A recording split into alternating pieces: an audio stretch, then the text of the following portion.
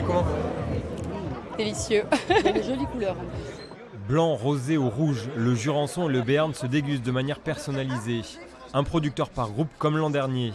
Munis d'un pass sanitaire, des touristes ont pu découvrir ces vins. Alors comment il est? Écoutez, comment dire, un peu de fruits derrière, j'aime bien, au palais, j'aime bien. On n'est pas de la région, donc on apprend à connaître. Du côté de l'Anjou.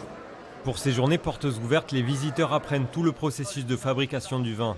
Première étape, le pressage. Le corps du raisin imbibé de jus, on le fait descendre par gravité ici au rez-de-chaussée. Il est pressé dans ces pressoirs pneumatiques et le jus de pressurage, il tombe dans le sous-sol de la cave. Deuxième étape, quelques mètres plus loin, la fermentation. Ce procédé permet la transformation dans ces cuves du sucre en alcool. Les Jurançons secs restent dans ces cuves à peu près 3 semaines, 1 mois.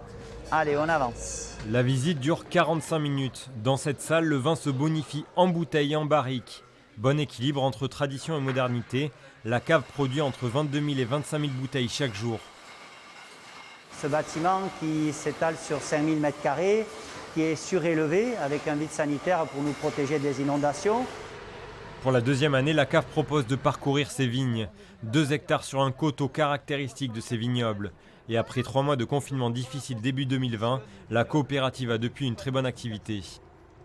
On peut dire aujourd'hui qu'on a une vendange qui s'annonce bien, un état sanitaire qui est bon, du raisin qui est là en abondance sur les zones qui ont été épargnées par le gel. Et donc on s'attend à faire un millésime 2021 qui sera qualitatif. Les raisins vont bien pousser d'ici les vendanges. Elles sont prévues cette année autour du 20 septembre.